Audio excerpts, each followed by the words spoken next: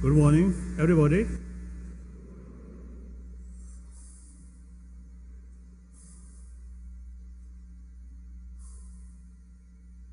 So this hall with light.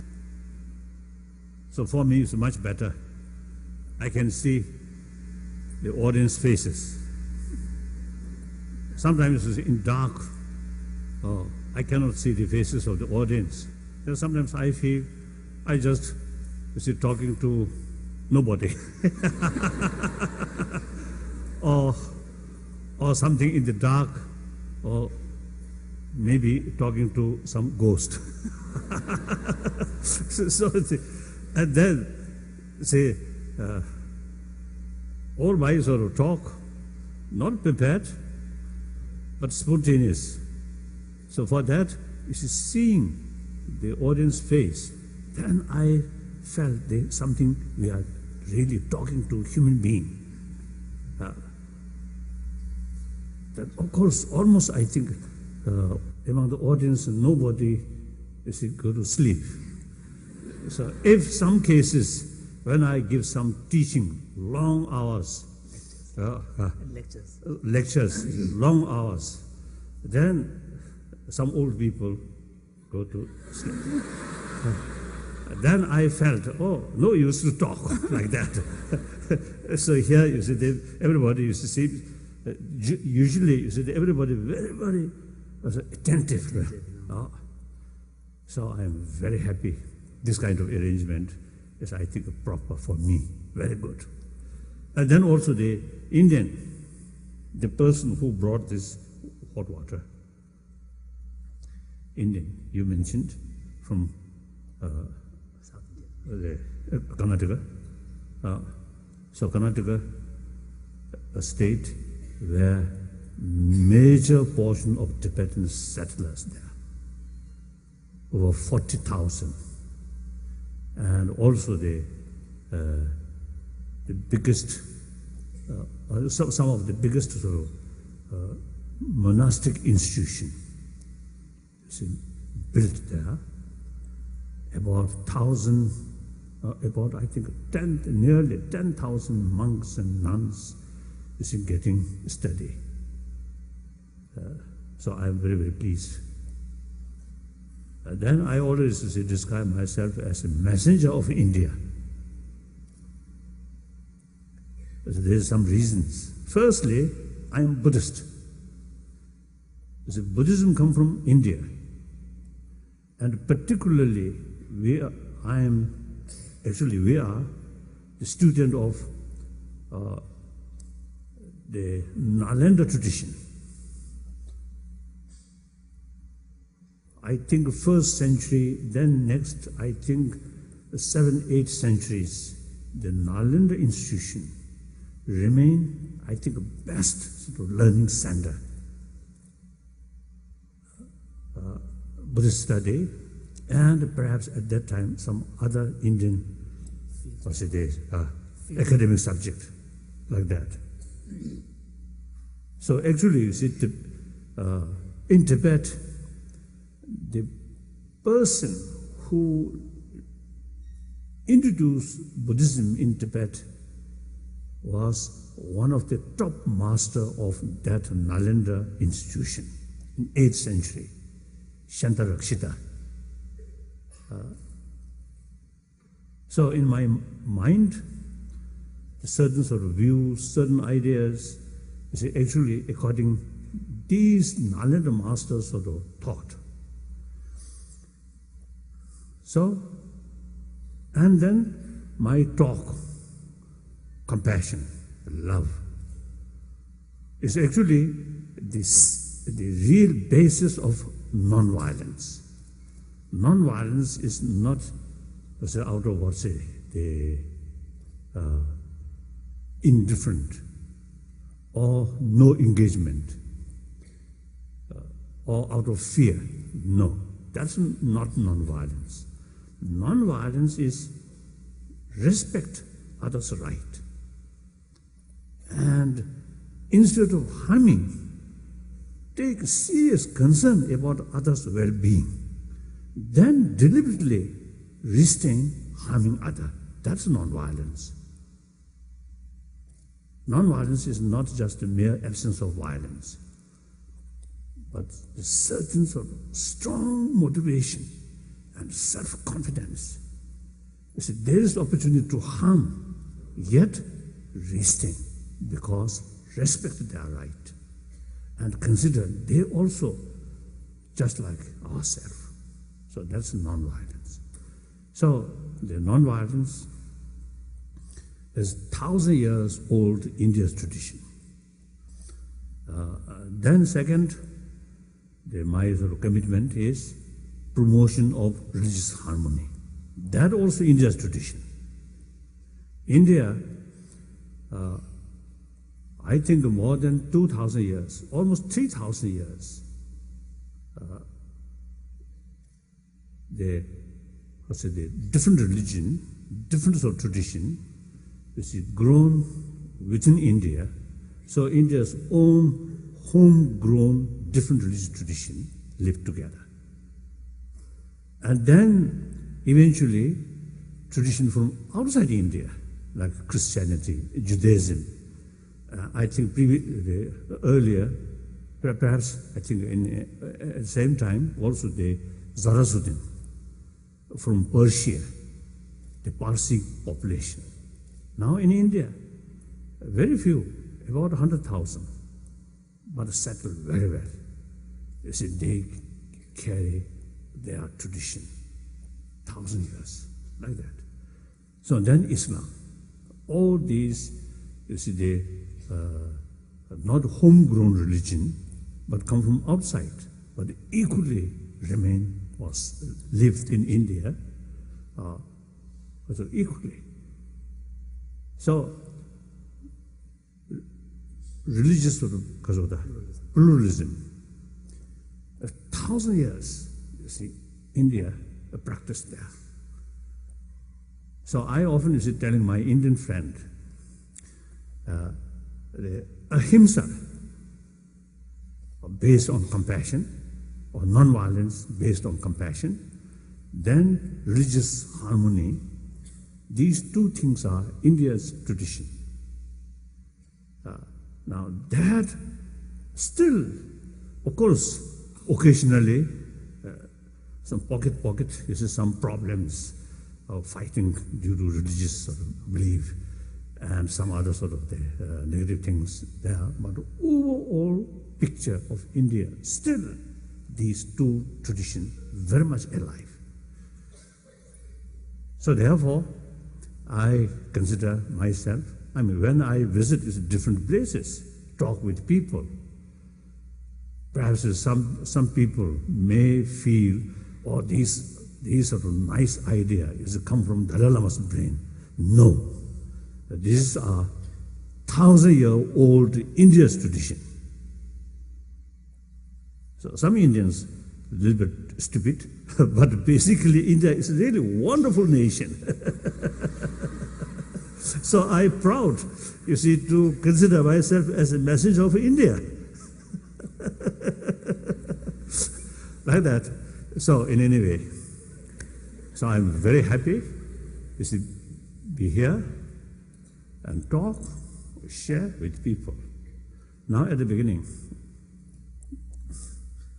now firstly let me sit comfortable, or rather Indian style.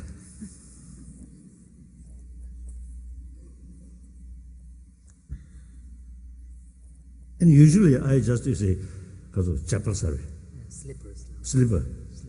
Slipper, right? Oh. So that's much easier to remove. But because today I'm leaving, tonight is a long journey to Germany, Frankfurt, then to India. So I already prepared this shoe.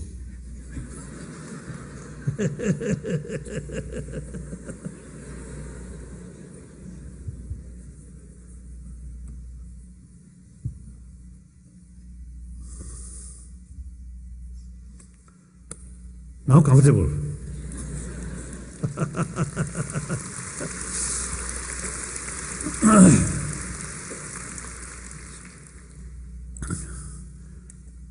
Firstly, Of course, I very much appreciate your invitation. And also I very much appreciate with this with connection with my visit, you spend or you carry some program about peace. It's so wonderful. You take peace is something very serious. So I very much appreciate. Sometime in Australia, one occasion, with my visit, their local, I think this education as a group, they carry some sort of program, of course, lecture or thesis or these things, and beside that, they call Peace Week. So in the street also you see some banners, and they 1 week they carry all sort of the peaceful sort of movement like that. So I very much appreciate. Thank you. Then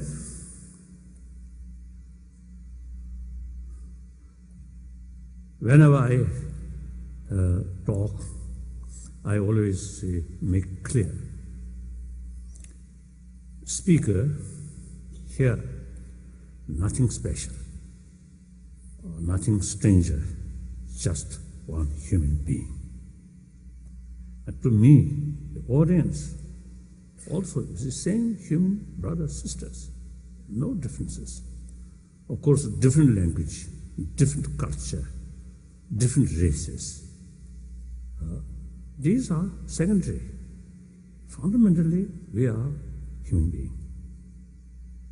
So emotionally, mentally, physically, we are same. So because same emotion, my sort of desire or my sort of feeling and your feeling, basically same. Occasionally, there is some negative emotion, such as anger, irritation, or attachment, or fear, suspicion. You occur these things, and me too. Same. On the other hand, we also have same sort of potential of compassion. Compassion is the real seed of inner peace. That also we all have same potential, because one simple reason, we all come from our mother. According to Indian tradition, some stories say, or certain sort of masters born through lotus. So sometimes I jokingly telling people, such sort of master, born from lotus, so they may have more compassion towards lotus rather than a human being. So for that reason, I think we are fortunate. We're born from our mother. So we have the sort of more sort of natural sort of feeling, towards mother, more intimacy, and the practical more connection, and practically also without mother's care, we cannot survive. So our life starts under tremendous others' affection. So this body starts that way. So even today, superficially feel I'm independent. I can manage myself. I don't need any other sort of help or affection. This is wrong. But deep inside our body, still, very much appreciate others' affection. person who surrounded more affection, more compassion,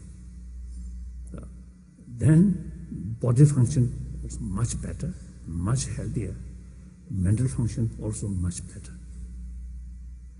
And a person who surrounded cold or worse things hostile, remain constant fear, suspicion.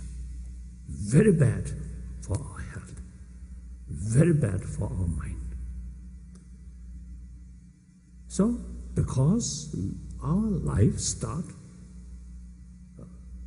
from sort of mother's affection. So this body, till death, this body very much appreciate with others' affection. So now in order to receive affection from other, first you must show them. It is absolutely illogical. Expect friendship or good kasada, good affection, friendship from other, but you show them a negative. It's illogical. Firstly, you must show them genuine human love, compassion, respect. Then there is greater chance to respond similar way. Some cases, I fail when I passing through a street. Usually, no matter what other people, I mean, without knowing the other, I always smile. So long, human being, always smile. So when I smile, usually, you see, the other side also, you see, most cases, either nod or smile. Occasionally, and particularly some young lady, when I smile, they felt, oh, this person is something almost exploiting me, that kind of attitude. So I think my smile, instead of bring peace of mind or happiness, but I think my smile brings on their mind more fear or doubt. That's a very exceptional case. Otherwise, you see, whenever I show my sincerity, affection, compassion, consider as a same human being, then the response is very good. Even poor animal, if we show them, like a cat, when we show them sincere sort of affection, then they respond accordingly. If you have some different motivation, try to catch, and feeding, then they know, oh, that person's sort of feeding is not sincere motivation, but some other. So even if these animals also have the capacity to know the other's motivation. So appreciation of kindness, warm-heartedness, affection, all species of mammals have, I think, same sort of appreciation. Except, I have still, it's a big question, like a mosquito and some very small sort of insect, I don't think they have the ability to appreciate others' kindness. I don't think. The reason, so some occasion, one time in Oxford, I give some talk, and some Oxford professors, scientists, or some professors, you see, in front line, in front seat, right? In front seat. And I asked them this question. You see, the brain, you see, up to which level then have the capacity to appreciate others' kindness? So no answer. So still I want to ask you, so what level the brain size, develop the ability to appreciation of others' kindness. So, therefore, these some small insect, that's the exception. But otherwise, you see, all mammals, if you show them kindness, affection, they also respond accordingly. So we want a friend, we want a friendship. And also, you see, we want to smile. Sometimes, you see, I meeting some people, you see, they hardly no smile, then time difficult to pass. Almost as you feel burdened. Burden. If the other shows him feeling, then ours go without any problem. Like that. So I think genuine smile is, I think, one unique thing. Unique quality. Perhaps some monkey may have the ability, but otherwise the smile is, I think, one of the unique gifts of a human being. So that gift, I think, much better to utilize. Then, you see, you show someone, you say, supposed to see the dignity, part of dignity or holiness, and not smile. I think that's foolish, isn't it? I think even those people who really remain like that, that person also need others' affection, isn't it?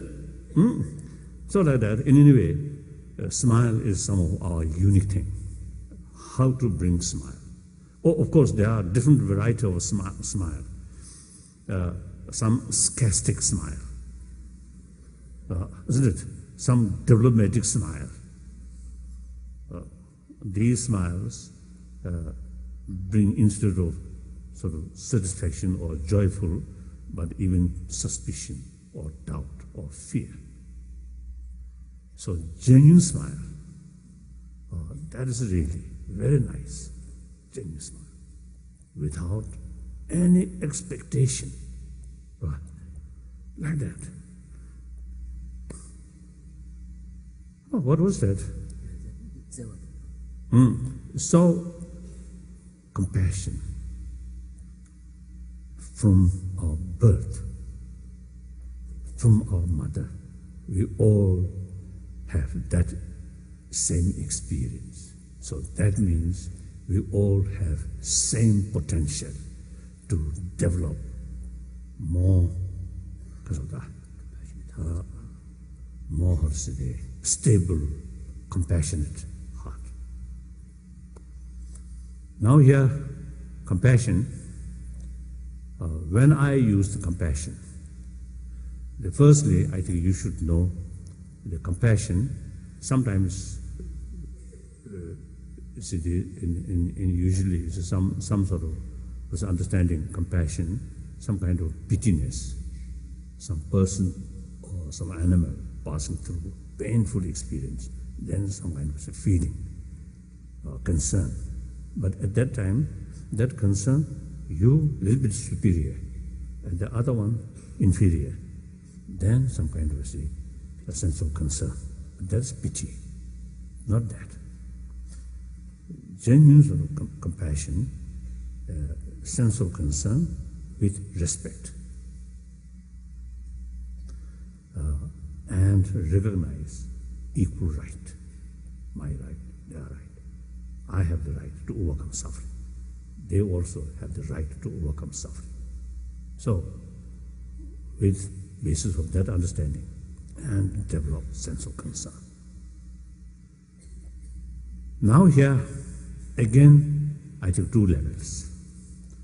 One, mainly biological factor. As I mentioned, you see those mammals whose birth or whose survival is from their mother. Even birds from egg of the mother, like that. And their survival entirely depend on the other's care. So, when I was very young in Lhasa, occasionally some kazate chuja kasa chuja mint swan angpa ngaju ngapa se swan, some swan, yellow swan. They ducks, I think ducks. They usually, you see, their nest in a high rock, and then podala, you see, there are some because of the hole, very high. So usually, you see that yellow duck, you see nesting in these holes.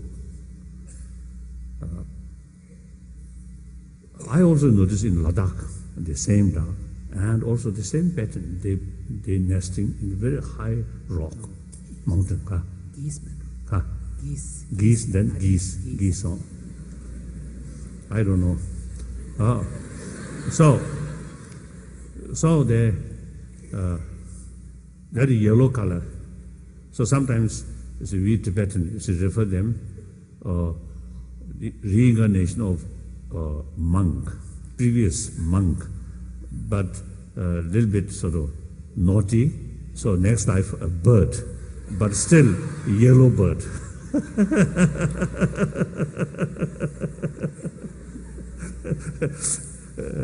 So my point is, you see, when they when the eggs hatch. Eggs hatch. Then they have to go water some pond. So they, from that high sort of say, high place, rocks or potala, the mother used to just push out, then fell. A short moment, faint. So usually, then some eagles or crow or even in some cases dogs eating. So later, you say, I request some of the people who look after, you see, the podala, different part of podala. So I ask them, please collect when you see the chick come, collect, and then brought to Nobulinga. There's some pond there. So when they collect the chick, sometimes 8, 10, like that. You see, when they brought that chick in for sira, like a kind of a basket. A basket. The mother from Padala up to Nobulinga almost walking with that basket. And the father, little distance fly, then wait, again go fly, wait. The mother almost walk. So dear, their youngster. And then also, human level, one occasion my long flight, long flight, in the business class, so where usually I stay, so there are one couple, not old, I think 30 or like that, quite young sort of couple. They have 2 children. One, I think, 6, 7 year old. One, quite small. Then, at the beginning, both parents look after these 2 children. The elder one, manageable, but the younger one, very difficult to manage. Then, at the beginning, both parents, you see, taking care. Then, midnight, the father just asleep. Mother, whole night, you see, carrying the child. Child still run here and there. And the mother goes like that. The next morning, I noticed mother's eye very red. So these, because of the shows, the mother's affection is so strong. That affection necessary because of active care. Without motivation, emotional level, certain sort of force. Without that, that kind of energy will not come. That kind of because of active care will not come. So therefore, biologically, those mammals whose life entirely early period, whose life entirely depend on others' care, then the affection come, love, compassion, there. That's biological.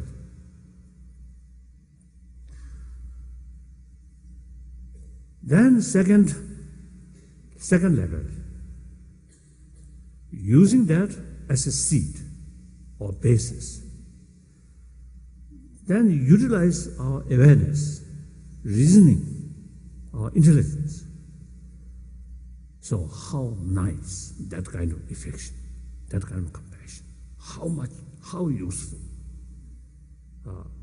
With fuller knowledge, even one's own physical health, that kind of affection is something highly useful.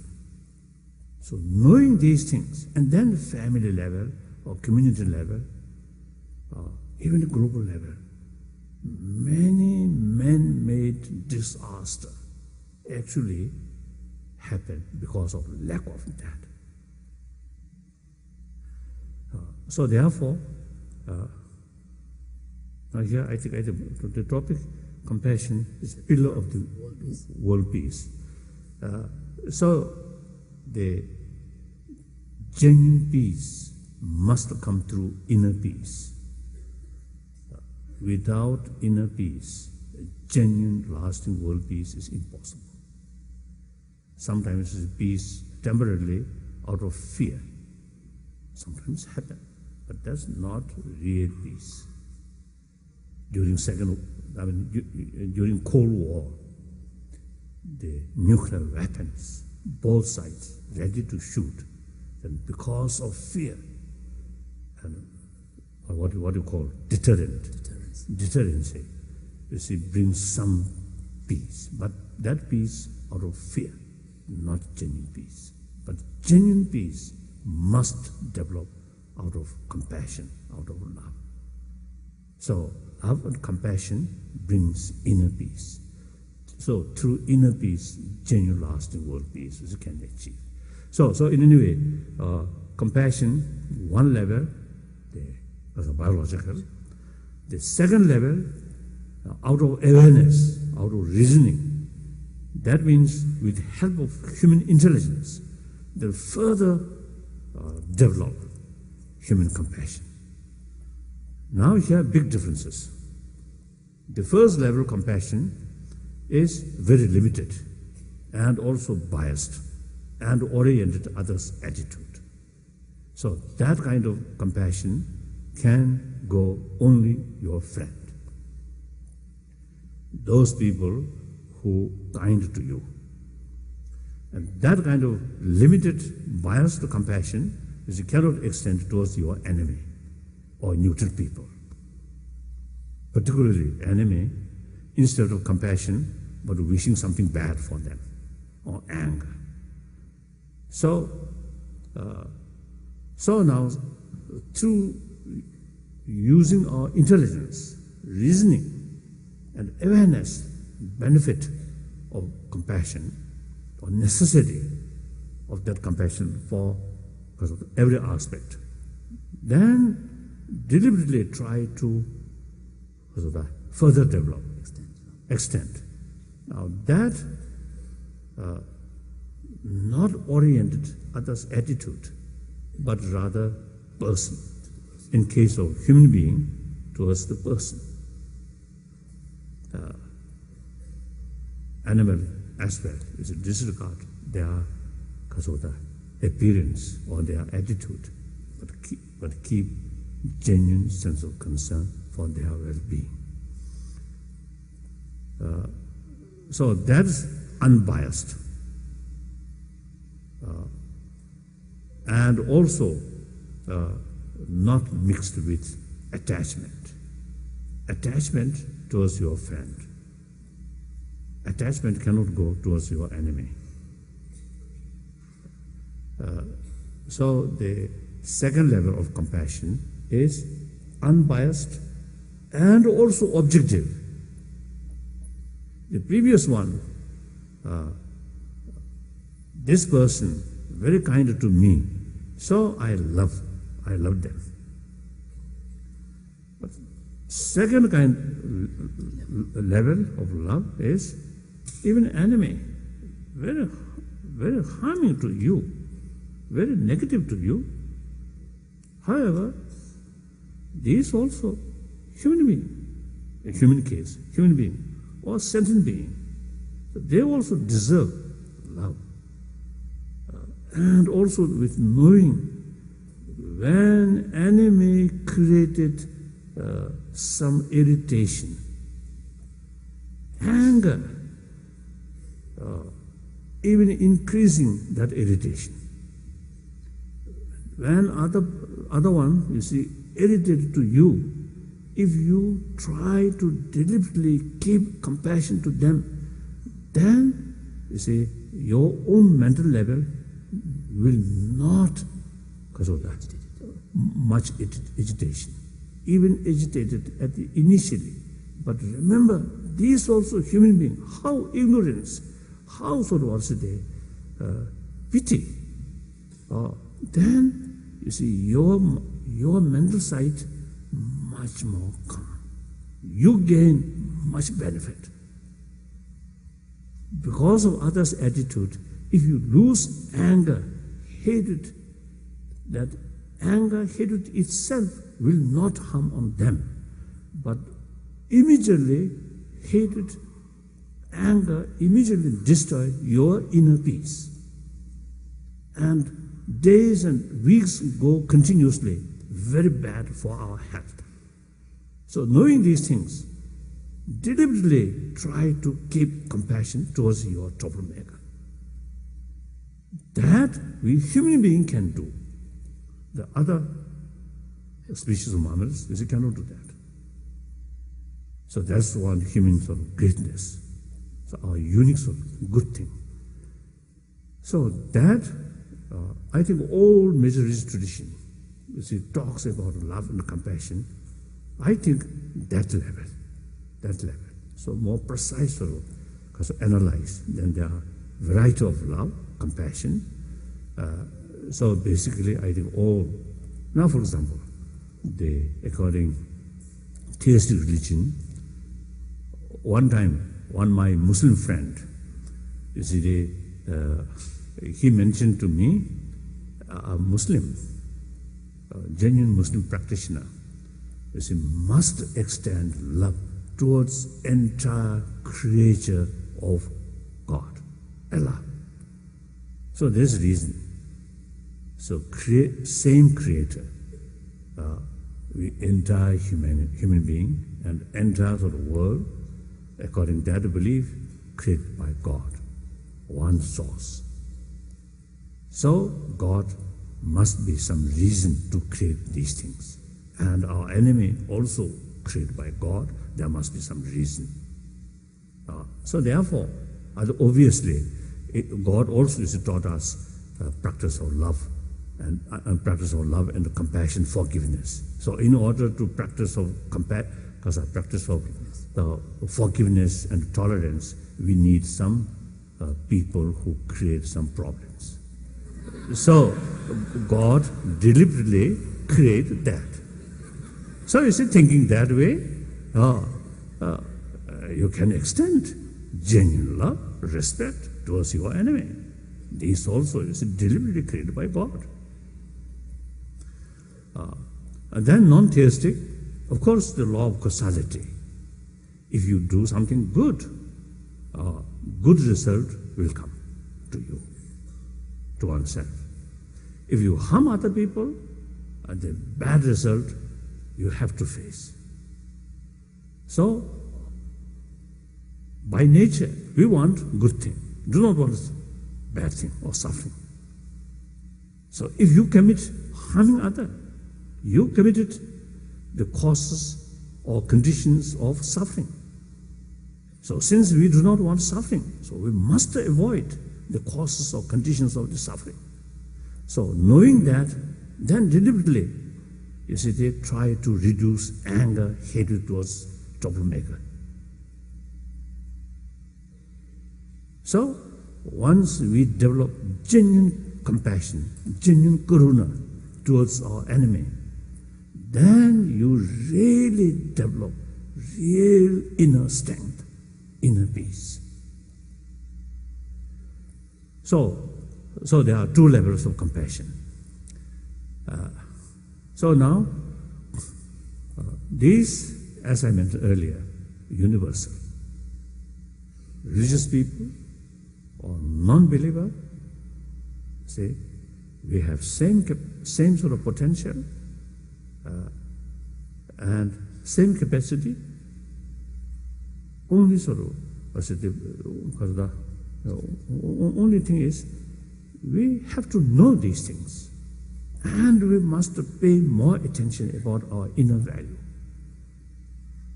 Then your health improve, the atmosphere in your family improve, and the community also improve.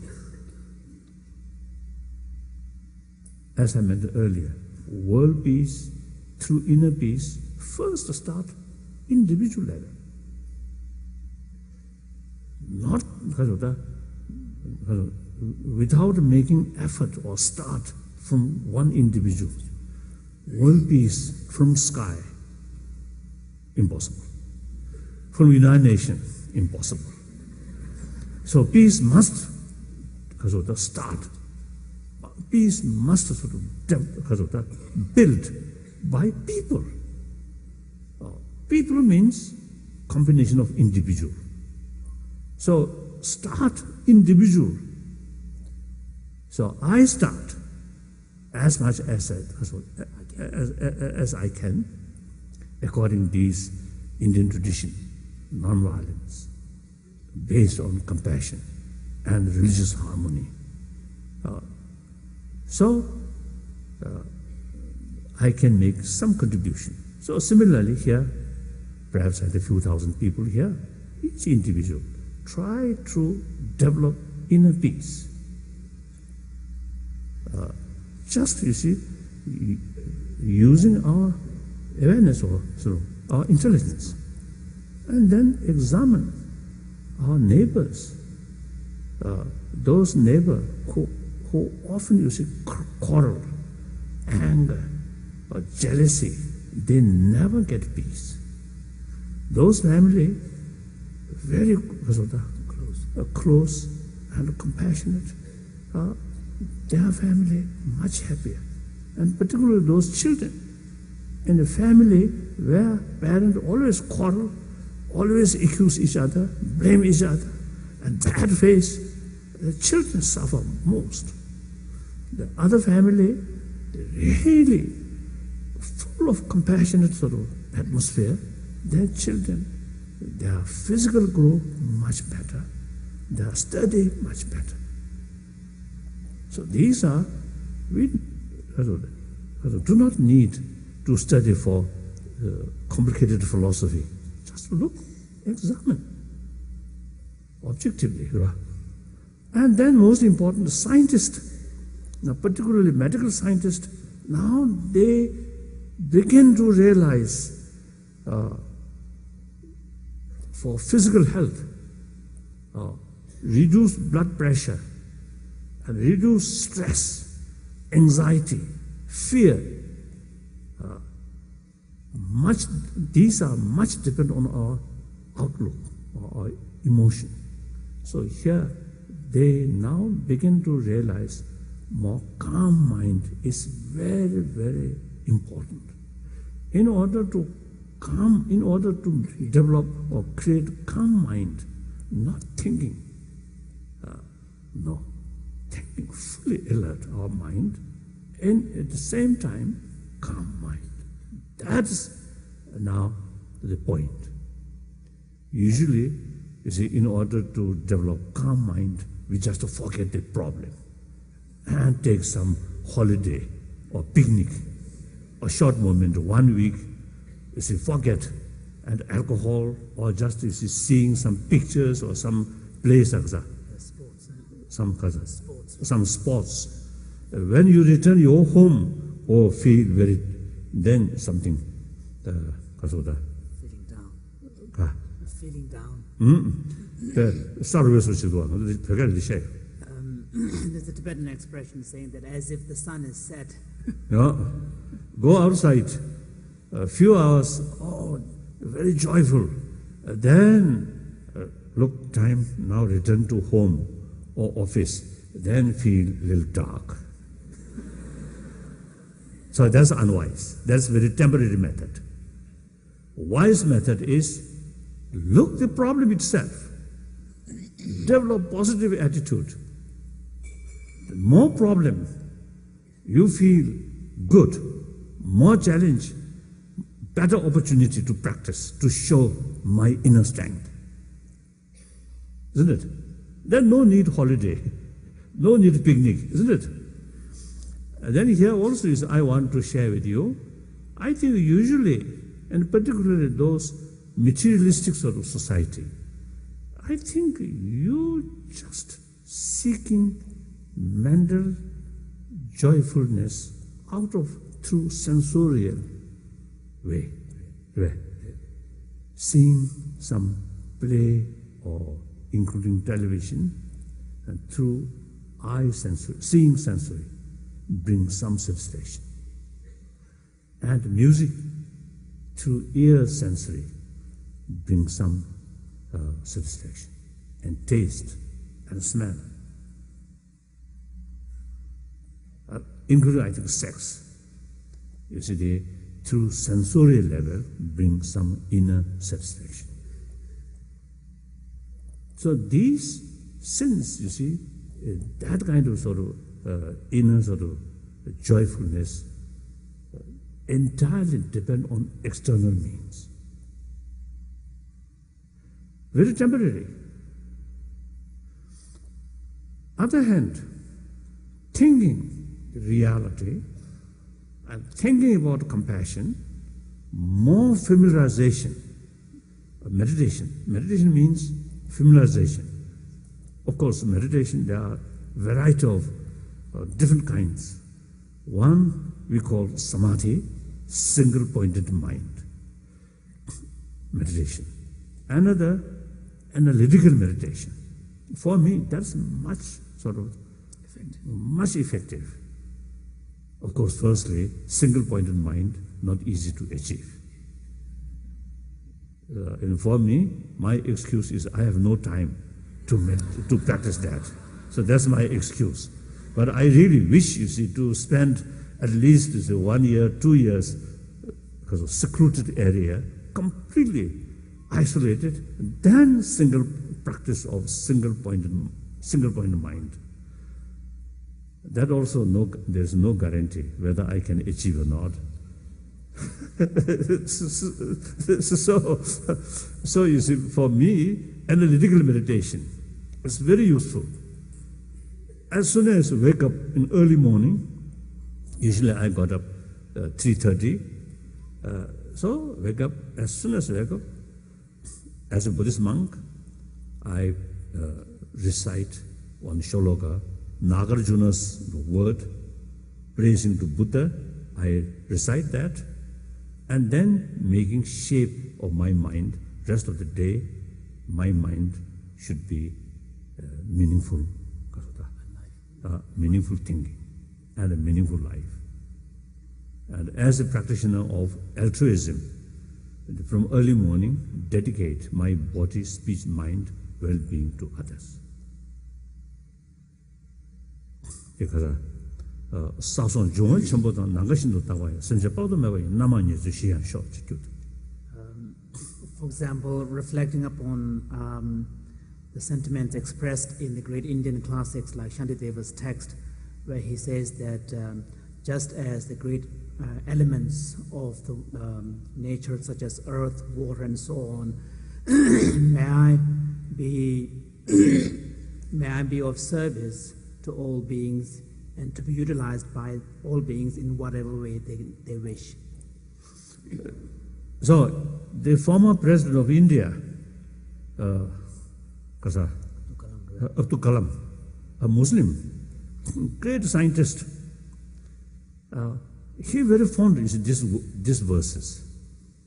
So, some occasion in talk, you see, he refers to this. And one time, you see, my sort of audience is with him. He also, you see, he showed me one Shandadeva's book and showing you see, these verses. He told me this verse is very, very helpful to him. Like that. So, that's analytical meditation from early morning. That's very useful. So, in any way, so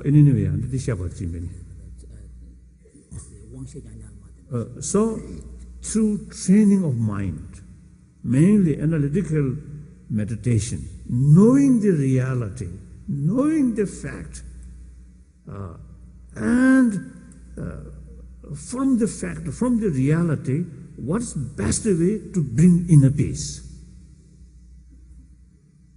to bring maximum benefit to oneself, not relying on external fact, but try to right view, even negative situation come through. Utilize that. There's Tibetan saying,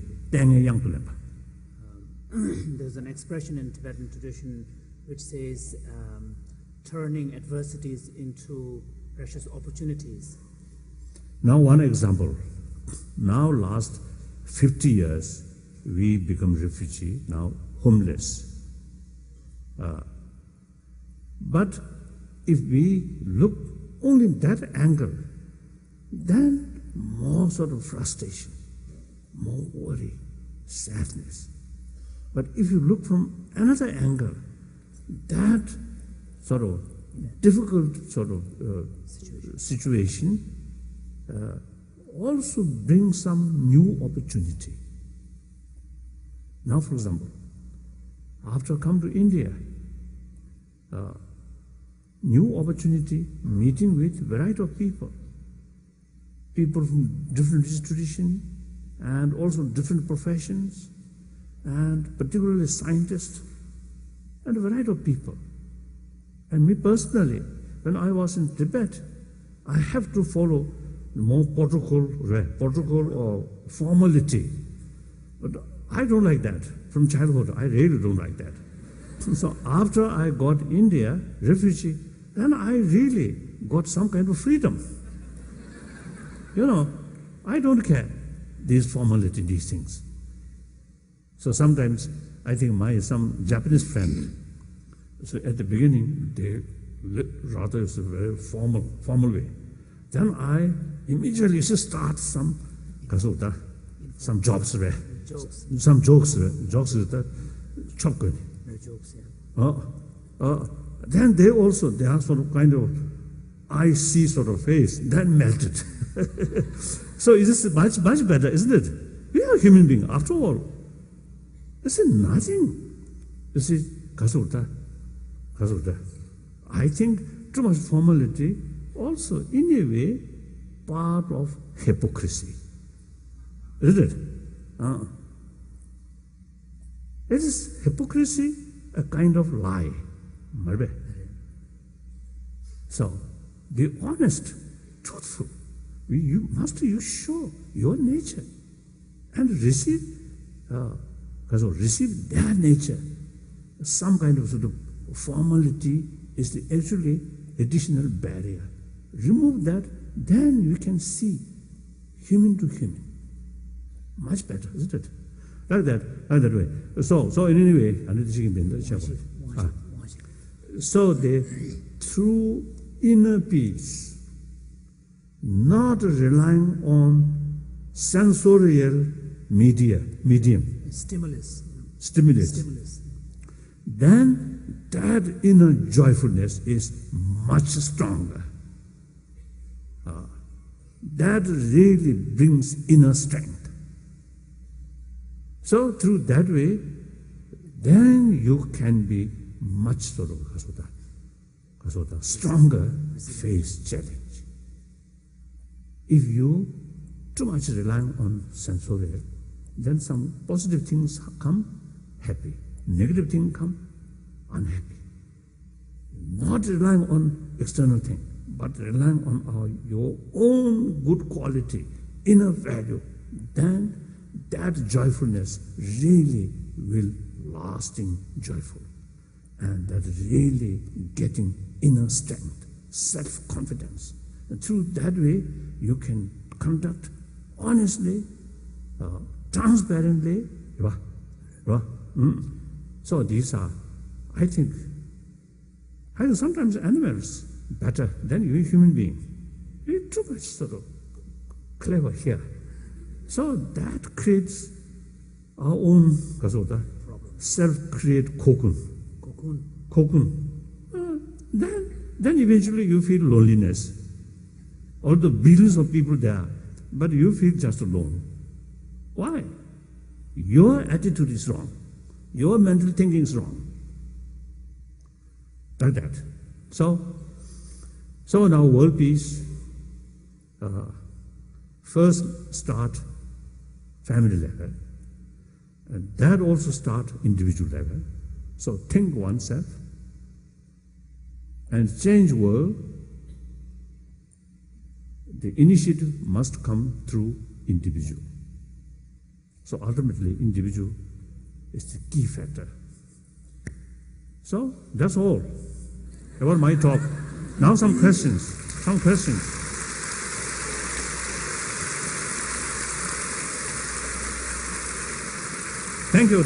you. Some questions. Thank you. Sit. Some questions. So.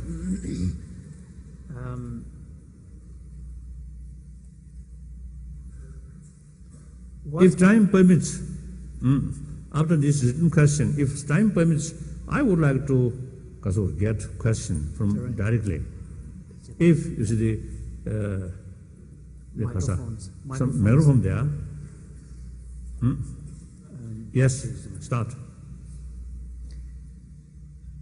What can one individual do to promote world peace? I mentioned already. Second.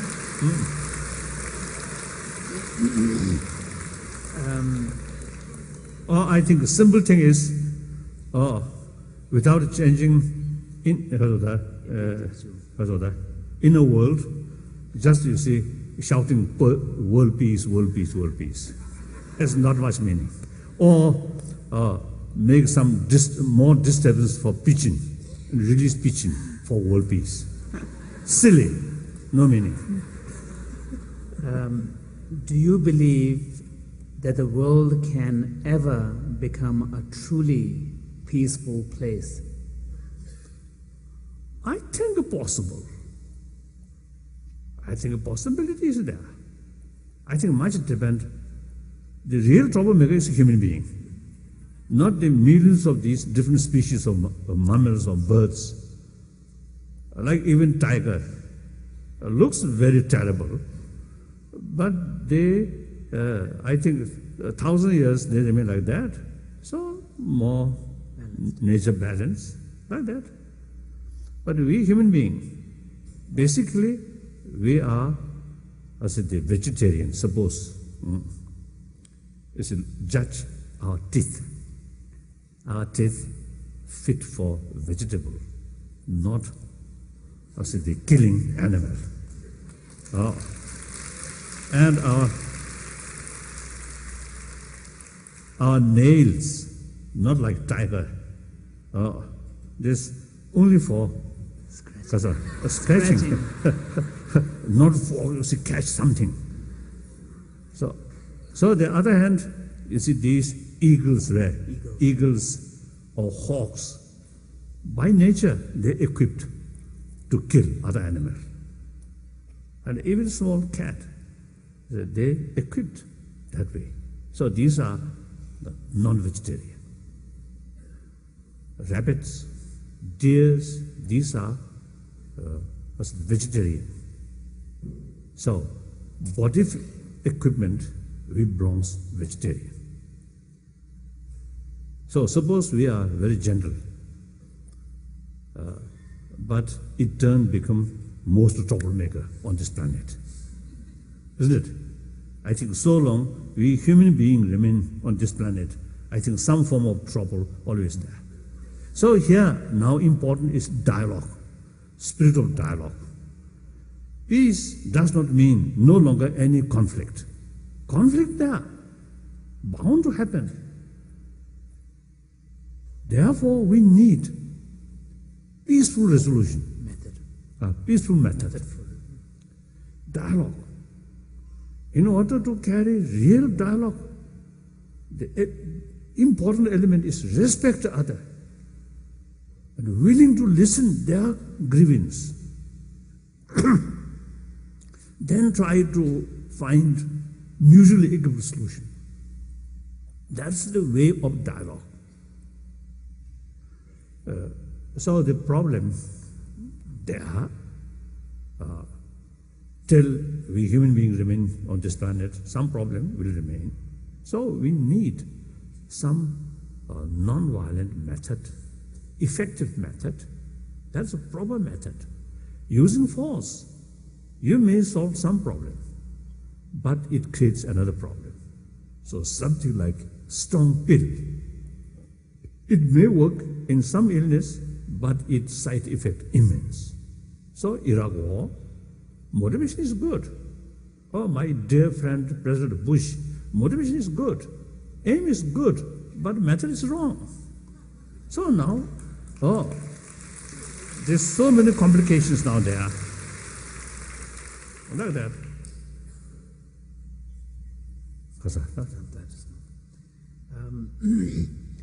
Is there ever a justification for violence? Justification. Is there ever a justification for violence? Theoretically speaking, yes. Violent or non-violence is just a method. So method is not important, but goal and motivation, these two things are more important. But the violence is some kind of unpredictable. Its very nature is unpredictable. Once you start violence, even though your motivation is using limited violence, but it often becomes out of control. And also, violence comes out of negative emotion. So, using force, control their physical, not their mind. So, more harm, I think, exactly now happening. Immediately after the September 11th event happened,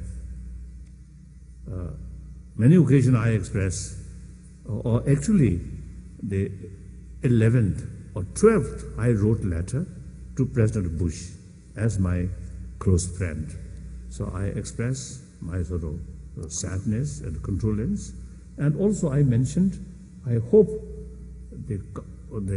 for this problem, I hope through non-violent way, countermeasure, through non-violent way, I express. And at that time, I mentioned, I expressed, I really felt, if the measure for that tragedy goes wrong, then after some time, 10 bin Laden, and after that, 100 bin Laden may multiply. Like that, I mentioned. So it seems now, because of the violence, one person killed, at least his or her relative, 5. There are 5 multiply another 15. or 20. So, physical control, easier. Control hatred, anger, very difficult. Only through reconciliation, love, compassion, genuine respect, willingness to listen their view. That's the only way to change their mental attitude. Then negative mind can control through that way. Then the question is correct. The justification. So theoretically, there can be some justification, but practical level, I think much better, much safer, avoid not using violence. Then, so here I often use telling, in order to build real peace, long-lasting peace. Yesterday you are there, I mentioned, the external disarmament, the internal disarmament. Firstly, internal disarmament, reduce hatred, suspicion, these things.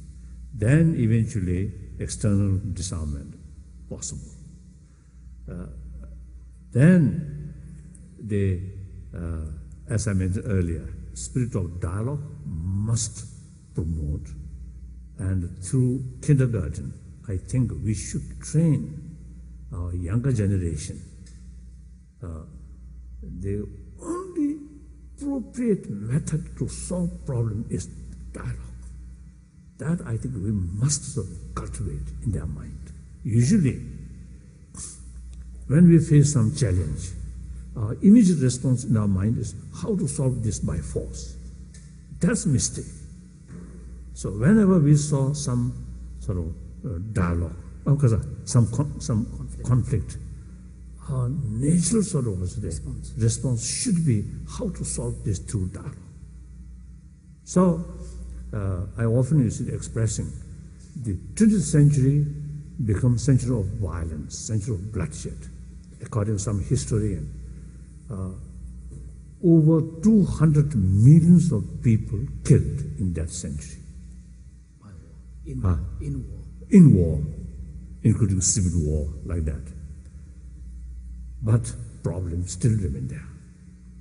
A lot of damage, a lot of suffering. So now, this 21st century should be century of dialogue. So that's our prayer, and we must make effort to achieve that. Then next.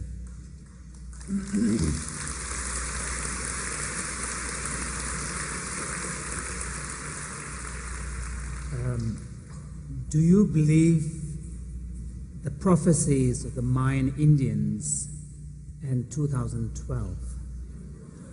If so, what do you believe will occur on that day? No. People.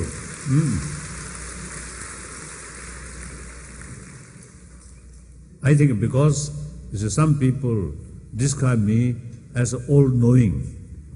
So that's ridiculous, right? Ridiculous. I do not know what will happen in tomorrow. So naturally, logically, not all-knowing. So according to my own experience, I'm very, very skeptical to some people who predict in long future. Let us see. Now, just only one year left. 2 more years.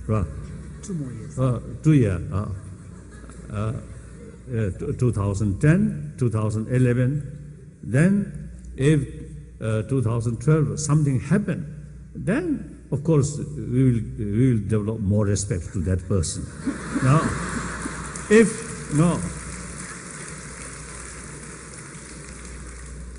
it will not happen, then that person, then it seems quite expert, make himself disgrace. One time, I think more than 30 years ago, one time I noticed Indian newspaper, national newspaper. You see, one sadhu, one person, you see, who claimed he have the capacity to sit on water. So I think he sold some tickets. Then, you see, the organizer, you see, arrange one big tap survey. A tank. Or tank. And then he come, He drowned. He drowned. Oh, he drowned. But he already got some money. So I think his whole aim is selling ticket. Then he don't care, some disgrace, it doesn't matter.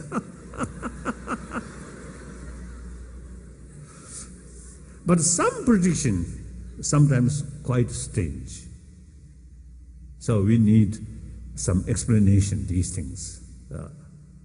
But usually, this kind of prediction, I don't think. But better let us wait.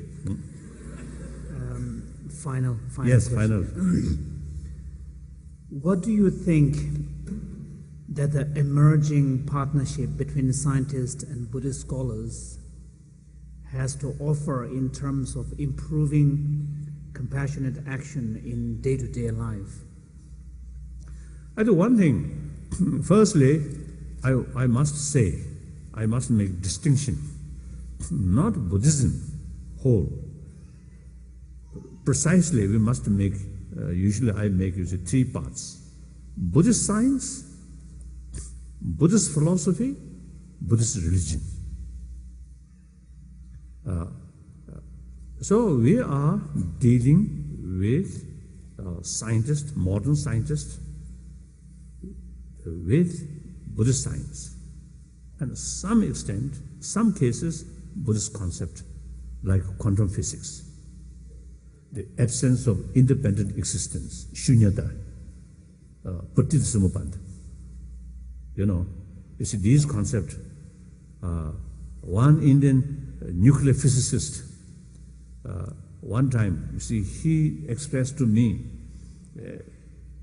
I think more than 15 years ago, in one occasion in Delhi. Raja Khasa, what means Raja? Raja. Now no longer. He once, he told me, one meeting, he expressed to me, he found the concept of quantum theory in some Nagarjuna's sort of writing. He found essence of similar sort of idea or theory. So, in philosophy, some cases, some connection. But otherwise, just Buddhist science. Buddhist science, external things and internal thing. So as far as external thing is concerned, modern science is much developed. Wonderful. You see, we learned many useful things from modern science. Then as far as internal science, inner science, about mind, about emotion, how to deal with these emotions. Then Eastern philosophy, Eastern sort of the tradition, Eastern science, the Indian sort of ancient sort of thought about mind, or concept of samadhi, vipassana. These are, in order to explain these things, the explanation about mind, very detailed, and particularly in Buddhism. So because you see those religion is based on law of causality, ultimately they both joyfulness and painful both ultimately relate with our mind, emotion. So in order to reduce these negative emotion, in order to increase positive emotion, we have to know the mind itself or emotion itself. So therefore, naturally, detailed explanation about mind, about emotion there. And also make distinction, grosser level of mind, more subtle level, because of that. Very subtle level. So these are quite useful to modern scientists, especially those brain scientists. So last more than now 20 years, you see, we have regular sort of contact with scientists. So mutual benefit, like that. So, thank you.